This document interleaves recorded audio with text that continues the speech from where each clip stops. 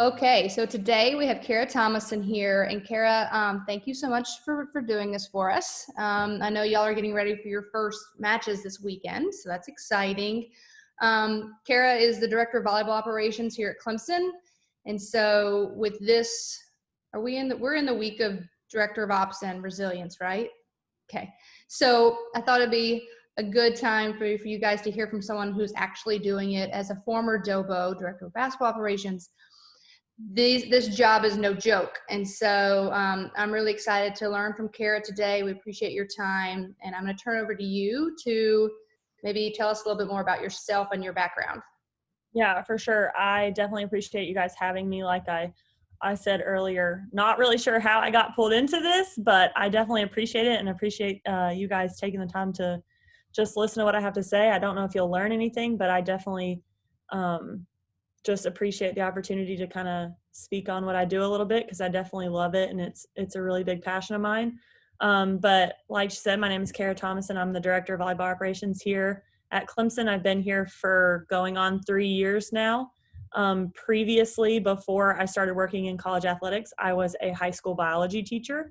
So I did that for 2 years in the state of South Carolina, and then 2 years prior to that, I did high school biology and alternative school in the state of Mississippi. I taught in Title I schools where all underprivileged kids, 100% free and reduced meals. So really got a chance to kind of experience something different than how I grew up, and just kind of get a chance to realize that there's a world outside of, the small, I grew up in Pickens, South Carolina. It's maybe 25 minutes down the road from here. So I grew up in a very sheltered, kind of not worldly place. And I just feel like it was a great opportunity for me. I taught full time while I was getting my master's. And so it just gave me a lot of experience in just a whole realm of different things, and definitely something that I thoroughly enjoyed. But when this opportunity came up, I just decided that, I wanted to get back into college athletics. I did play volleyball in college. So I kind of had that background, and I coached club and coached high school while I was teaching. So really enjoy being around the sport and just being able to kind of get involved and get around kids in a more personal way, and just kind of felt my calling with this. And like I said, it's definitely become a huge passion of mine, and I love it. And I have been so extremely blessed with this opportunity, and just, try to do the best I can. And like Dr. M said, it's an interesting job, and things are thrown at you every single day that you just don't expect. And it is what it is, but you just roll with the punches. And I definitely am happy that I'm here. I am married. I have a husband. We've been married for 4 years, and we actually have a little girl. She is 10 months old, and obviously the highlight of my life. So kind of changes things, obviously, with me traveling all the time right now because of COVID. We haven't had to, so it's been a little bit different of an experience, and I've been extremely fortunate to be able to go home to her every single night. But as we, like she said, start up this week, I'm excited to see how that progress is going to, the progression of working back into traveling and getting back into a normal schedule is going to be. But that's pretty much it. I'm excited to be here and excited to hopefully shed any knowledge that I have to you guys. So, well, I think it's always fascinating to hear from different director of ops, because every program uses them so differently too. Like, I don't feel like there's no two DOVOs or DOVOs or whatever you want to call them whose job descriptions are exactly the same. So where did you play volleyball? I played at Ole Miss. Oh, okay. Yeah. So switched conferences a little bit, Well, so did we. I was got 2 degrees from Florida. So, Yep. So can you maybe just tell us a little bit about what your job is? Like, what do you do? What are your responsibilities for the team? Yeah. So actually my responsibilities are anything but coaching. So I create all of our schedules. I do every kind of compliance thing that requires a form or purchasing. I do all of our food, all of our travel. I attend all of our meetings with our head coaches. So any meetings that she has, I attend. I sit in on any individual player meetings that we have. I right now am currently practicing as well. I do attend every practice and I stat while we're in practice, but right now with COVID and coaches being out and things like that, I kind of gotten back to my glory days where I've gotten to play a little bit. So that's been interesting. Had to warm up the old cannon, a little bit creaky, but really anything that doesn't require coaching in a normal season is what I do. I do all of our TMP. I make sure that we all attend meetings. I communicate with our academic staff, so I'm our liaison with that. I'm our liaison with compliance, communications, strength and conditioning. Like anything that doesn't require coaching, my goal as a director of ops is to take everything off of our coaches' plate so that they can watch film during the day, they can break down matches against other opponents, they can scout, and then when they get into practice, they can focus solely on coaching and any responsibility that they should have outside of that. My goal is to take that away from them so they don't have to worry about that and can focus really on what they want to do and what they're great at doing. Yeah, I mean, so I think like I used to describe it as I do everything that you don't see on the court, right? Like, so everything that's not that's not coaching or recruiting, which I think some of the rules have changed now with ops folks being able to do a little bit with recruiting. But, something that Kara said, y'all, is with COVID and everything, the NCAA has granted programs is that I think 2 additional staff members can now have on the court duties that otherwise normally would not, just to help with running practices and things like that. But I also know that, a lot of operations folks never go to a practice, right? Because again, they're doing everything else, right? So, so we kind of, Kara, like open it up to the students to ask questions. Sherwin, I see you already have your hand raised, so I'm going to turn it over to you, and I will at this point try to facilitate and insert other questions as things come up. Sounds good. Kara, I just want to ask you, you said you worked in Title I schools. I also live in a part of Georgia, or grew up in a part of Georgia that was the only way schools were Title I. Everybody got free and reduced lunch. How do you think this ties into your leadership aspect of being a director of operation? How do you think being in that type of situation has mentored you or developed you as a leader to be able to handle situations in a director of operations? Yeah, that's a great question. So for me specifically, when I started teaching, I was 22 years old, and I started teaching in an alternative school because I'm like a big human. I know that sounds kind of crazy, but I'm like 6'1". I am not like this tiny little human. And so they needed someone that could kind of intimidate these kids back. And they thought that I was like the best option for that. And so with teaching in these Title I schools, I got to know these kids and I got to learn about their backgrounds, and I was also coaching at the time. So I coached volleyball, basketball, and softball at the first school I taught at. And these kids like didn't have rides home. Like, so I would take them to their neighborhoods. We would get to their neighborhoods. They would make me roll up the windows. I am from Pickens, South Carolina. I listen to country music, and that's something I've always done. And they would make me roll up the windows and turn the music down. And I think that getting to experience that kind of life that I didn't have to experience that, like I got my first car when I was 15. My parents gave it to me. Like I always had food on the table. My parents picked me up if I needed it. I didn't have to struggle like that. And I think that, through my 2 years of teaching in Mississippi specifically, having to understand and learn from these kids. And at 22,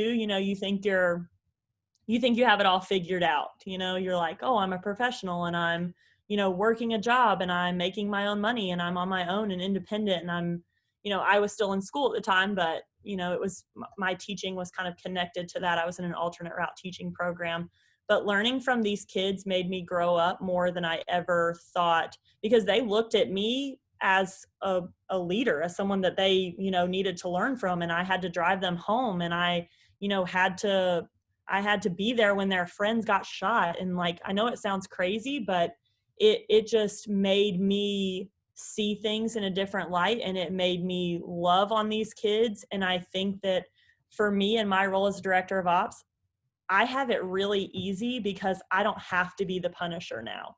Like, I'm not telling these kids they can't do this or they can do this or they're not playing because of X, Y, and Z. Like, I have the best job on staff because all I get to do is love on them. Like, I just get to make sure that their experience is the best that it can possibly be from my end.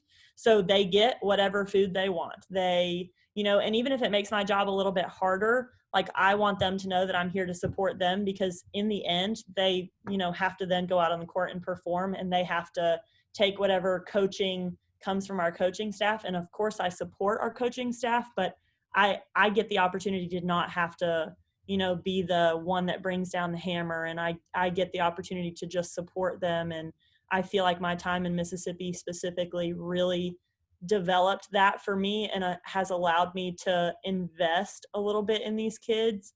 And obviously the group that we have playing isn't the same as my kids in Mississippi. They have different upbringings, and I know that's a very small population, but it's great because I've seen the worst of the worst, and I get to, be there for these kids if they do have something come up, and I have experience to support them and to kind of guide them if situations arise. I think in just listening to you in that brief segment, it's not a surprise that your players describe you as a servant leader. Like, that's kind of how they, in the discussion boards, how your name has kind of shown up. And that makes sense listening now to how you describe what you feel your purpose is in their lives. Shimmy, I see your hand is raised. Yeah, Kara, thank you for joining us. The biggest question I have is, you have a lot, you do a lot, like a lot. And being married and having a 10-month-old daughter, can you just talk to us a little bit about time management and structure and how you are able to manage all that? Yeah, so still figuring it out, kind of. Like, yesterday we had a situation come up and I had to be in the office at 5:15 in the morning.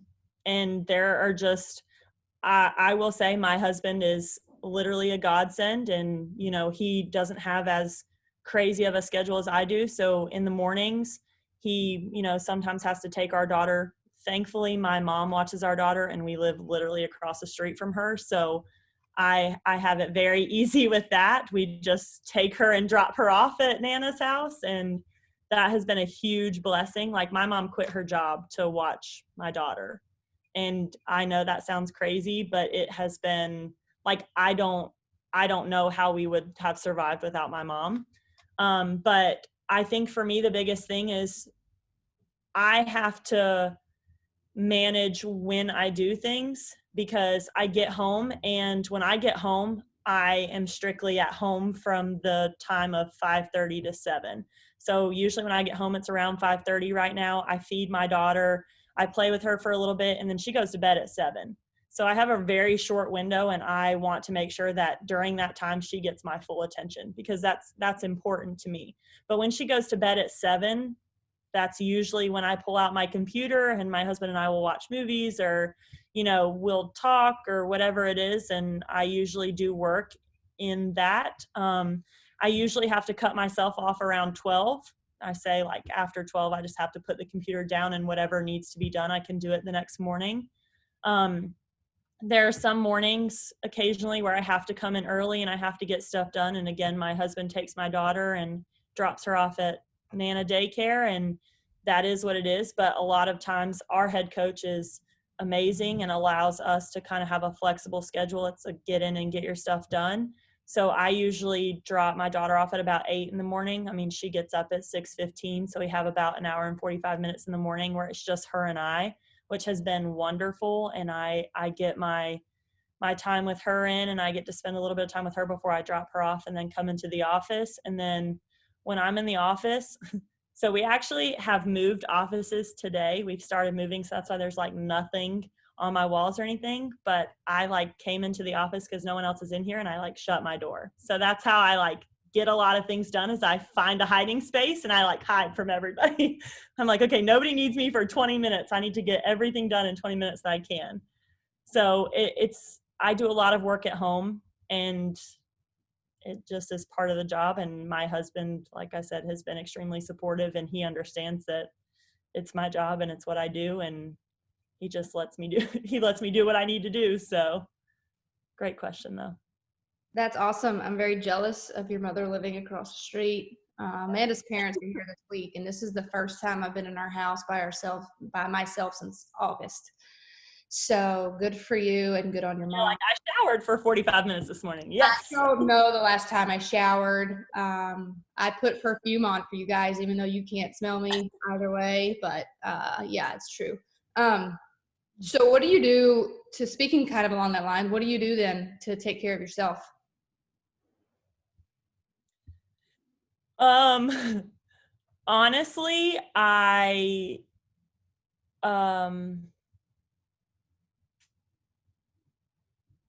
don't really need a lot. Let's just say that spending time with my daughter is extremely important to me, and I know I don't get a lot of it. She's still really young, so that kind of helps. I don't think she'll really remember a ton of it. But when I was pregnant with her, like, I worked all the time. Like, it didn't matter. And my husband coaches high school baseball and coaches high school football. So like, we never saw each other, and it just, when we did see each other, we spent as much time as we could, but it just has kind of worked. And now that we have her, like, I've allowed myself to come home and not be on my phone. And, sometimes she doesn't go to bed till 7:30. And if that means that I'm not on my phone till 7:30, I'm unavailable till 7:30, and it seems like a really short window that, 5:30 to 7:30 seems really short, but it actually is a lot of time where I'm not on my phone. That is not the norm. That's kind of it. I mean, I know that sounds crazy, but, just when we're at the office, sometimes I like go out to lunch by myself, and that's really nice. Yeah. So. I mean, I think it's just about finding what works for you. And if it's that 2-hour window with your daughter after work, then that's what works for you. Everybody, it's different. I just think it's important to know what it is and make sure you're getting that in, right? Right. No, and I will say it's extremely important. And there are some days where I'm like, I have so much going on that I need to go into the office, and sometimes that happens and I just have to do it. And then on my way home, I'll like stop at Marshall's. And that's like a win-win for me, because I'm like, I'm getting what I need done. But I also get that like 20-minute window where I'm like shopping without a baby in a diaper bag and, 50 other million things going on. And for me, that works. And for some people, it doesn't. Some people need their like alone time, and they need to like have time to themselves. But I also live in Easley, so my drive to work is about 25 minutes, and that time is huge for me. I turn my radio up as loud as it'll possibly go. I roll my windows down, and that's like my me time that I sometimes call my mom, and I talk to my mom for that 25-minute drive, and that 25 minutes home and back is huge for me.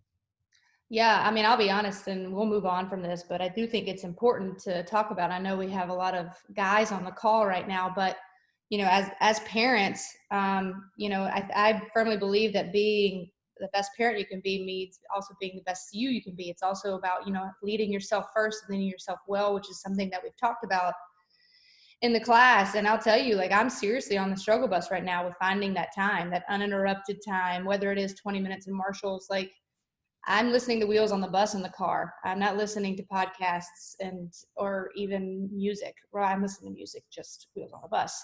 So it's important, I think, for us to take a moment and recognize what Kara's message is right now and hear that. And so I'd like to ask Kara, and guys, don't forget, you have to ask questions to get credit. Okay. All right, Michael, go ahead. Hey, Kara, thank you for coming on today. My question to you, how hard was it for you to like leave the Title I school? I'm actually at a Title I school. After I finished, playing or whatever, I came, and I can definitely what's the word I'm looking for? I can't think of the word I'm looking for, but I definitely understand where you're coming from with the Title I school. I mean, working with those type of kids, like I've been here for like maybe 9 to 10 years with these kids, and like how hard was it for you to actually leave those kids to move on to the next phase of your, you know, your career and everything? Because it's tough, like when you see what they're going through. And I work with the kids here in Southeast DC, so it's very challenging for these, you know, individuals. Yeah. No, I definitely appreciate the question. So I worked in a school called Aberdeen High School, and I worked there for 2 years while I was getting my master's full time. And then I decided for me that I wanted to move home. So that's how I ended up leaving. But I cried literally like big, huge alligator tears for probably 2 months. Like I knew that I had wanted to move home, but I couldn't bring myself to tell my principal even. So I think the biggest thing for me, like I had to do it for me. I knew that I wanted to move home, and I know that's a little bit different. I'm assuming that you're from DC, the DC area maybe? From Charlotte. I'm from Charlotte. Okay. So for me, the decision was I either had to stay for these kids or I had to move home for me. And like, you know, I am friends with the ones that have Facebook now. So I keep up with them that way. I still talk to some of my kids from Aberdeen. Some of them have like now gone to college. Some of them have, you know, gone a different route. Some of them are in jail. So, you know, so like however I can stay connected with them, I do. But I think the biggest thing for me, how I made that decision was it was for me. And I knew that eventually I was going to do that. I knew I wasn't going to stay in Mississippi forever. I had been there for my undergrad and my master's, and that wasn't a place I wanted to stay. So I knew that I eventually wanted to move home. So that made it a little bit easier for me.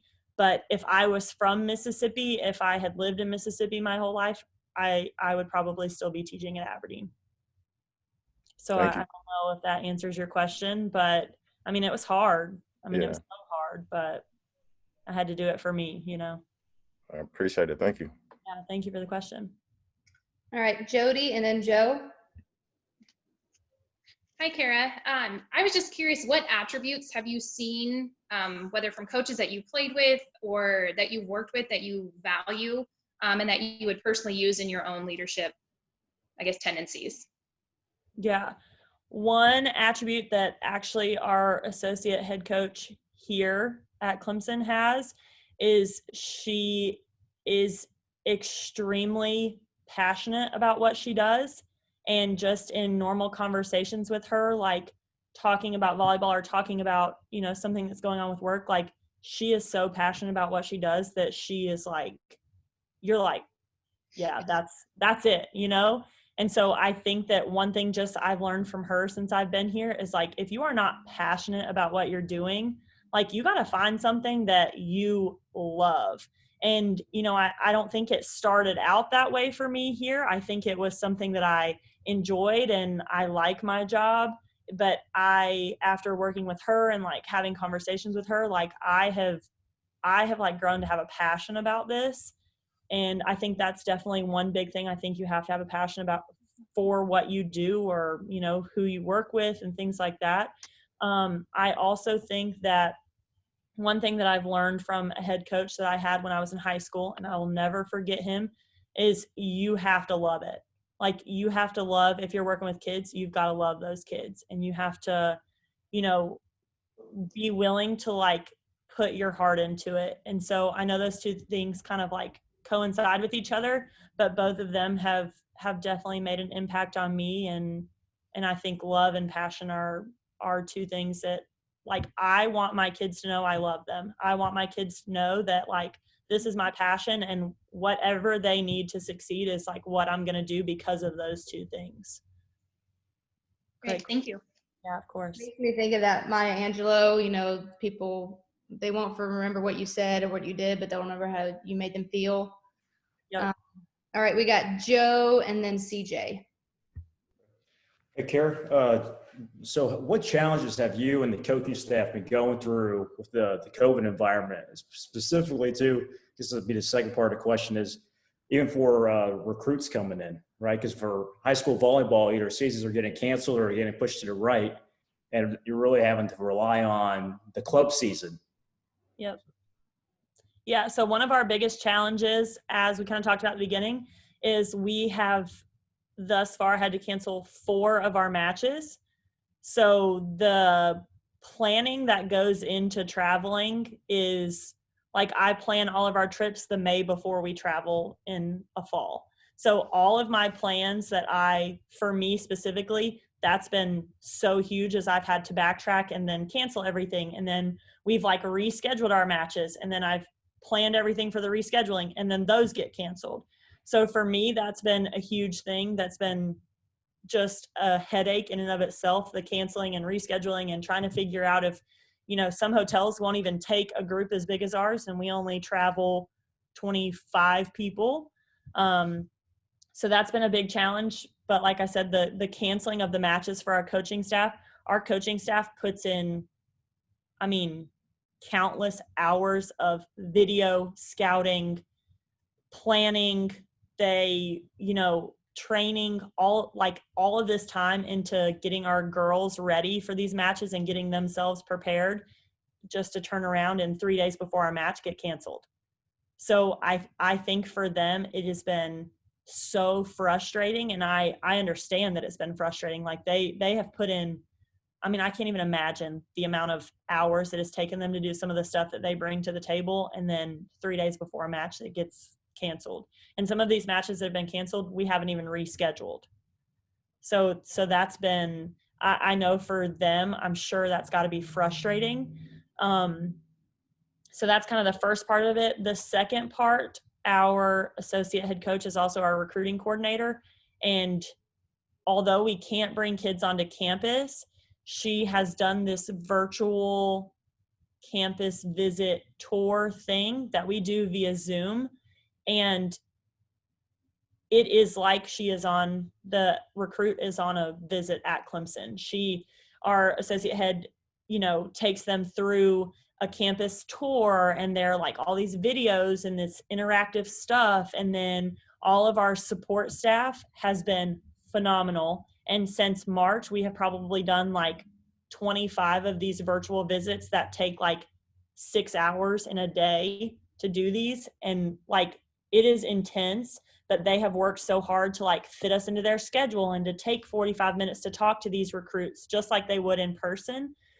So we've actually had 2 girls since March commit sight unseen after these virtual visits.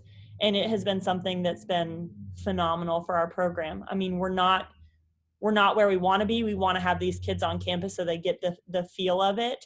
But our virtual visits have been phenomenal, and our associate head and our performance staff and our coaching staff has done a great job of making these kids feel like they're here, even though they can't be. Thank you.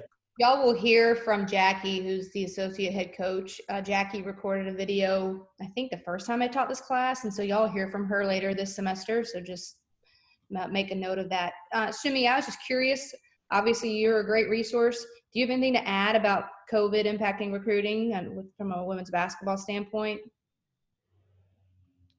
Yeah, it's kind of funny, Joe, because actually we reached out to women's volleyball for help on how we can, because Jackie does it so well.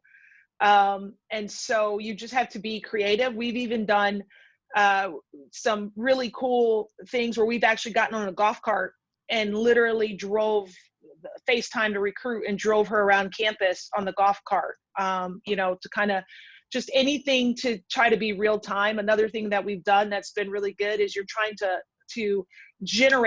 manufacture authenticity and connection. And so we've had our players hop on a Zoom with the recruit, and we've done like games through Zoom, like scavenger hunts and things like that. So we had a kid commit who'd never even met our players, but now she's on social media interacting with our players like they're friends. And we've generally manufactured that connection through a Zoom call. Thanks, guys. All right, CJ, your turn. No, I just want to know from like a organizational standpoint. I know you talked about having to do the schedule, having to do travel, practices. How has that personally impacted you? And do you feel like is it some things that y'all can do differently that can probably take the load off you? Because I know here in the football, we have obviously a person that's director of ops, but we have different other hands that handles different parts of our thing. Like, one guy might do scheduling, then, the nutritionists might handle the food. So to hear you say that you handle everything, I just want to know, like, what's been the challenges for you with having so much on your plate? Yeah. I'm going to say one thing. I'm a control freak. So there's the first part of it. And I think that that's a terrible thing, but I also think that it's a really great thing. So I do have a student manager. His name is Brent, and he has been with our program for a year and a half. So, well, I guess actually a full year. He started fall of last year. So he's been here for a full year, and I have had to allow him to, when food gets to the gym during a match, allow him to go and get it.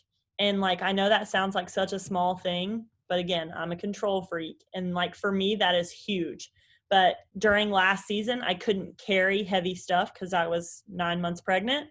So I didn't have a choice. And doing that has been so helpful for me because he is capable, and anybody is capable of doing things like that and helping. But once again, I'm a control freak. So I think for us, the biggest thing is that we don't have a big staff. So like you said, Mike at football, he has 15 assistants that can help him do that stuff, where we don't have that big of a staff. So I'm the only person on staff that doesn't have coaching responsibilities, other than our student manager, who only comes to practice and matches. So he doesn't do any office work or anything like that. We also don't have a spot for a GA. We don't have money for a GA. So my first year here, I started in February, and then in August we had a program assistant who was actually in the athletic leadership master's program. And so she helped our program, but she also had class and had to get a job because, again, we don't have any money for them. So when we could use her, we were able to. It's just something that I've kind of had to do because I don't want our coaching staff to have to do it.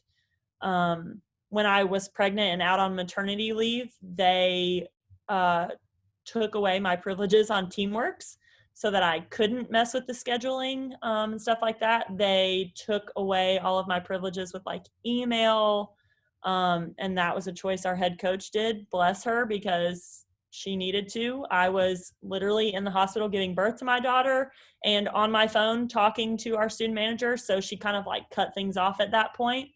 But it's just, I don't know, what could we do to help? Probably having someone else on staff to help could be beneficial.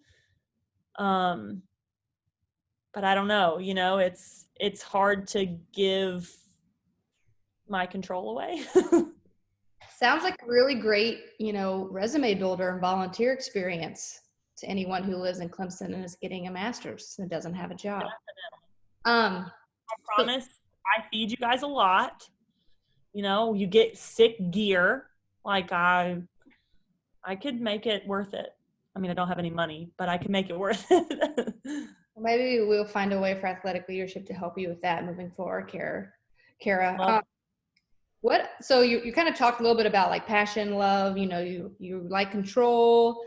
So how would you describe yourself as a leader, and what about your personality do you see coming through in your leadership style?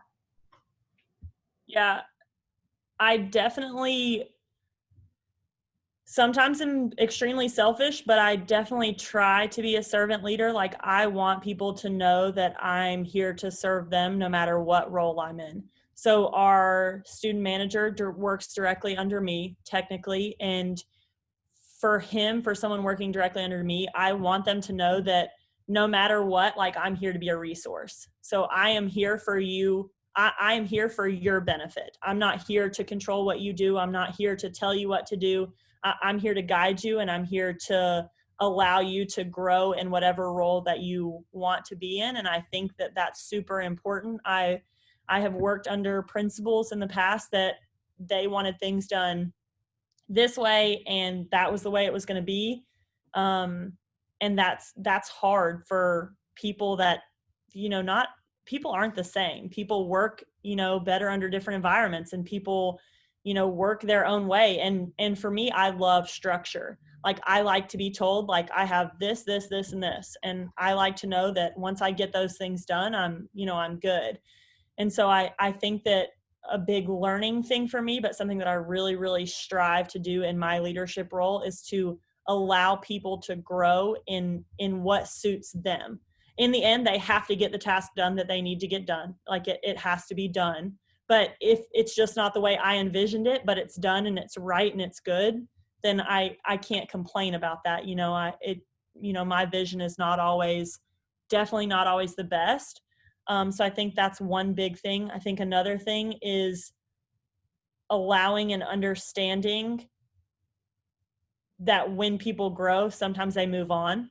And I know that's hard for people. You want to keep good people, but if it's not, kind of like what Michael said, like, when I wanted to move home, like, that was what was best for me. And I was so scared to tell my principal, and I didn't want to do it because I thought he was going to be disappointed. I thought he was going to be, hurt. And I mean, he was like, I appreciate all you've done here, and I support you 100%. And I'm so excited for you to, like, move on to this next opportunity and to get to go home. And, I just think that allowing people to, when they grow, because you have to allow people that work under you to grow. And when they do grow, you have to allow them to move on if that's what they want to do. So I think that has been huge for me too. Yeah, I mean, you have to give people space, right, to even mess up sometimes too. But as long as they're meeting the demands, right, then like you said, it might not look the way, it might look like a mess to you, but it's done, right? It's done. So I think it's important to recognize that everybody kind of goes about things differently. What do you think are some challenges for you? I mean, I can remember I used to really struggle with the level of complaining about, like, equipment and stuff. I used to, and you kind of touched on food and stuff like that, but, like, what are some of the struggles that you have in your job? Or maybe let's just say, like, what do you think are the challenges in being a director of ops? Yeah, I think one of the biggest challenges for me is I'm a huge people pleaser, and there is no way to please all 26 people at one time. There's no way. And people are going to somebody is going to not like what you've done, or something is going to be wrong. So like you said with the food, we usually pre-order everything. So I let them pick what they want. And then I send to all of the restaurants or whoever we're catering to, like, exactly what each of these 27 individuals want. So when you have 27 individual orders of, like, all different things, something is going to go wrong. There's no question. So that is a huge struggle. Our SID, Patrick Bowling, I don't know if any of you guys know him. Poor thing. I will never forget this, and this is probably one of the worst days ever that I had. We were at Syracuse, and we got a post-match meal delivered to the bus. And anybody that works around me knows that, like, our head coach eats first, and then our girls eat with them. So if you are not the head coach, and if you are not one of the girls, there's a chance that if a food order gets messed up, your food could be taken from you. So we get on the bus after a pregame meal, and it was delivered to the bus. We had pita pit, and everybody got their food. And one of my girls is like, "Oh, Kara, like, I didn't get one." I'm like, "Oh, okay." So our volunteer had already started eating. Our assistant coach had already started eating. I didn't get food. So Patrick was, like, in the gym getting box scores, and I was like, "Really sorry." I was like, "Here's your meal." So he ended up without a post-match meal. And there is just no way to please everybody. And I told him that I was sorry, and it was what it was, but he got sacrificed. And the moral of the story is get on the bus and start eating your food. Right. Get on the bus and eat quickly, because but the food thing is, someone's not happy with what you picked, or they don't like anything on the menu, or they didn't get exactly what they ordered, or they ordered a fruit cup and they got an applesauce instead. And, I try to fix all of those things, but sometimes there's nothing you can do, and you just kind of have to be like, I'm really sorry. And with saying that, our girls are phenomenal human beings. And there have been times where we've waited like 10 minutes to get our food that was supposed to be there 2 hours previously, and they have not complained. They have not, they just played a 5-set match that took 2.5 hours, and they're starving to death because they haven't eaten since 2 hours before the match, and they do not complain. They they just roll with the punches, and they honestly have saved my butt a lot more times than I would like to admit. But I am extremely fortunate. I work with a great group of humans, and I don't know if I tell them that enough, but they have made my job way easier, even though things, and that's the thing with my job. I mean, things go wrong, and just kind of have to accept them and, try and figure out something else to fix it. I mean, there have been times where on the road, an hour before, I'm like OCD about it though. I call and I like call and remind, and then I call again, and then I'm like, okay, it's, supposed to be delivered in 30 minutes. Is it going to come? And, I had a group say, yeah, no, like we can't get it done. It's not coming. And I was like, ugh. So like, you just have to be willing to, I mean, I've actually run from the hotel to like a restaurant that's close by, and I'm like, I need 28 orders of something that you can get ready as quickly as possible. And sometimes it is what it is, and they eat whatever I can find. So I mean, director of ops seriously have some of the best stories. I mean, our bus broke down. We were playing in Tuscaloosa, and so we were on the side of the highway just calling Lyfts and Ubers and however many you can get as fast as you can, and putting people in groups. I do think what's interesting to hear what you're saying is when you're talking about the struggles, I think it's a big culture indicator, because like the level of complaining or what your struggles are, right, I think indicates the athletes that you've recruited and maybe how the program's run. I know when we first got to Florida and we were trying to turn some things around a little bit, I had to implement a steak rule. Like, you can order steak, okay? We go out to dinner, you can order steak. You're running the chance of it being cooked wrong. You're not sending it back. We're not going to stay here an extra half hour for your steak to be cooked right. So if you don't want to risk it, order the chicken. Like, that was kind of it. So, but it's just like those things that you don't even think about, right? But it just kind of pops up. But I think they're culture indicators as well of the decisions that are being made and the folks in the program. Shimmy, you have your hand up. Go ahead. Yeah, so we're working through resilience this week. And so what we just learned is like change and control. Like, that's the biggest, people that are like, they don't want to lose control. And so that's why they're reluctant to change. And, and then that affects how resilient you are. Well, clearly you're a self-described control freak, but you're also resilient, as you've demonstrated you have to be resilient in your job. So do you think resilience is something that you've been able to learn or improve at? I don't think resilience has been a choice, because like I said, I start to have a physical reaction when I can't control something. Like, I start to like really freak out. I'm like, okay, this is not like it starts to worry me. So I think that definitely have had to learn it, but I think it hasn't been a choice. Like in my job, you don't have a choice. It is going to go wrong, and it is going to go wrong multiple times in one trip. And that's just, you work with 75 people that have no clue who you are, that are from a different state, that, it's going to go wrong. So I haven't had a choice with being resilient. But I definitely think I've learned from it, and it has allowed me that when things do come up, because they do, that I've been like, okay, I know now that I can handle it, and this is what I've done in the past, and I'm going to use what I've done in the past to like, fix whatever the situation is or anything like that. I think a lot of it too is like, what are you trying to control? Shimmy, I think about, your big mantra of control the controllables, and you can stay in control of those things, right? Well, yours are like attitude, energy, effort, right? And so control those things, knowing that your surroundings, and especially as a director of ops, People are going to walk into the office in different moods. Buses are going to break down. There could be 2 hotels in Fort Worth, Texas with the same name and you go the wrong one. So those things you can't control, right? But you can control how you approach them and what you're bringing into the situation. Sherwin, your hand's up. Kara, you said that you kind of got to the norm of when something goes wrong, you're looking at something else to go wrong, which my dad, he was a volunteer fireman, and normally when they got calls, they'd get the first one, they would come in 3s. So once they got the first one, they knew it was probably coming in 3s as well. When I worked on helicopters for the Army, when we had something break, we always knew there was something else to it. So we were going to have to troubleshoot a lot more than what just broke.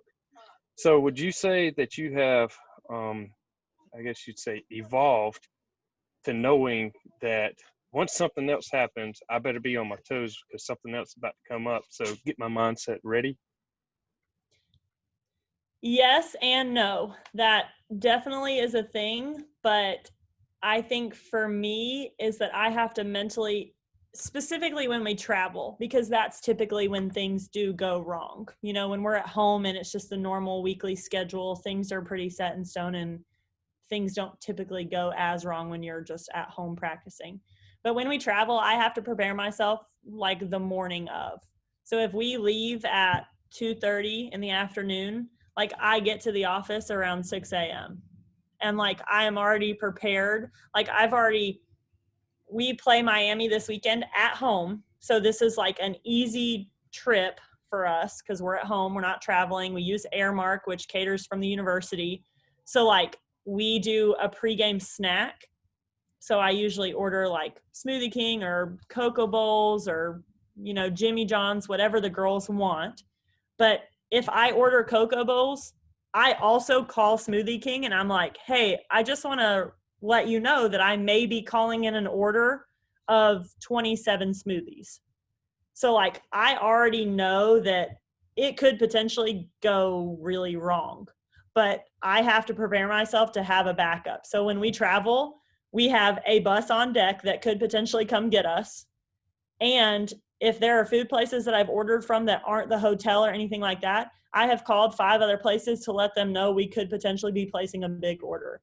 And that just goes with me being a control freak. And if anything goes wrong, like I have to know that there's something to help back it up.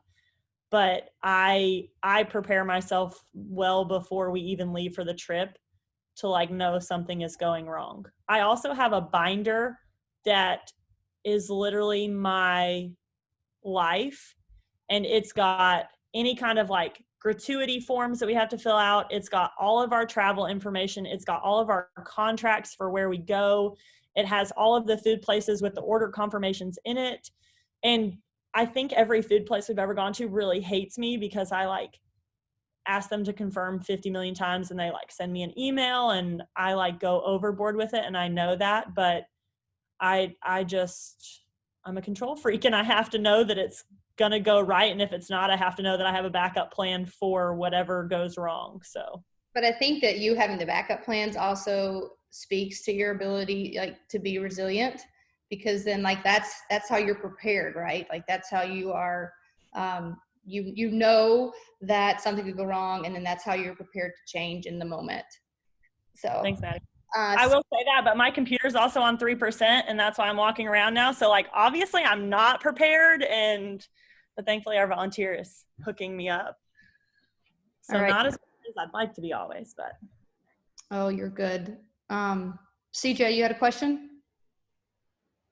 Yeah, I just want to know, like, from your leadership style, I know you say you're a control person. I wonder, how has your leadership skills changed since you was a player to the position you're in now? Like, or has it been the same? Because I know sometimes as a player, your leadership skills is a certain way, but then sometimes people, when they get in different positions, their leadership skills change or it evolves because of the position, or has it remained the same?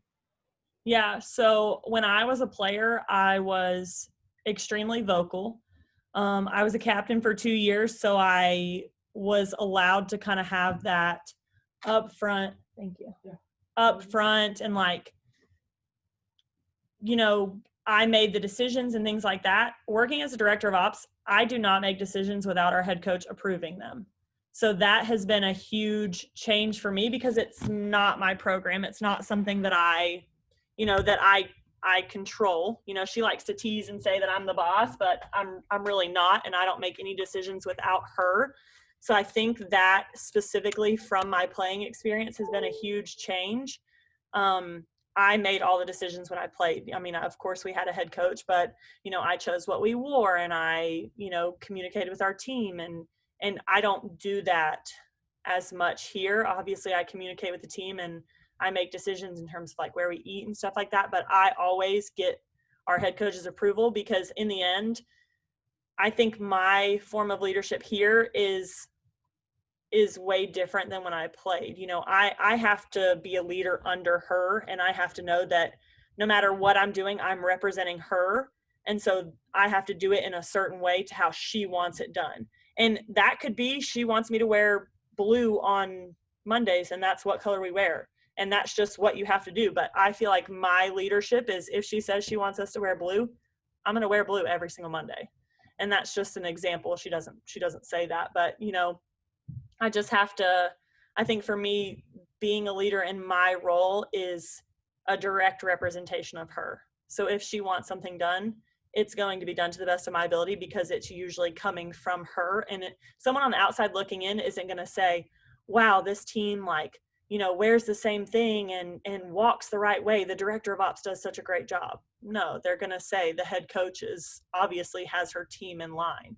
So even though I control that stuff inside the program, I have to do it with the thought that my leadership is representing her. And if I, you know, with the gear that I order, if I want my girls to walk around with like baggy sweatpants and baggy sweatshirts and they're all over the place, like that's not me leading them in the right way because that's not the idea we want to represent. That's not what we want to look like when we go out as Clemson volleyball. Good question, CJ. I know that's a big question for you, right now in your path. And so Evan's going to bring us home with the last question, and then we'll wrap up. Hi, how are you doing today? I'm sorry again for being so late to the meeting, but I just wanted to ask you, being a director of operations, do you always see yourself having that role, or do you want to see yourself becoming a coach or a head coach someday? Yeah, that's a great question. I think I'm a little bit different than most director of ops. I never want to coach. And I have told my head coach that I don't know how many times. I never want to coach. I never want to be an assistant coach. I never want to be a head coach. I don't even want to go back to like coaching club ever. And I think for me, what hopefully the future would look like is I would eventually get into administration. I'd love to eventually be an SWA, you know, just a role on that side, but coaching is not in the cards for me. Good question, Evan. Yeah, I think the way that the DOVO or the ops roles have evolved maybe in the last 2 decades, because it still is a fairly new position. It used to be like the entry level, right? Like it's now gone from you became a GA to get into coaching, or you became the third assistant non-recruiting to be in the, you know, and then it was the DOVO and or DOFO or whatever. But now it's like people are making careers out of it. Like there are positions out there that are associate and assistant ADs and are making 6 figures. Like this is, you're able, I think, to make a career out of being in the ops role. So, Kara, thank you so much for your time. I really appreciate it. I think we've taken up enough of it if your computer is all the way down to 3%. So. Yeah, I really appreciate you guys taking the time to ask questions and to kind of hang out with me for a little bit, and definitely appreciate the opportunity to come and speak. I really enjoyed it. Well, hug your little girl for us. Are y'all calling her? Does she have a nickname? Is she Izzy or anything like that? Izzy. Okay. Well, we'll have to get Izzy and Lincoln together, and they can just slobber and follow on each other. Definitely. I would love that. All right. Thanks, guys. Y'all have a great day. Thanks, everyone.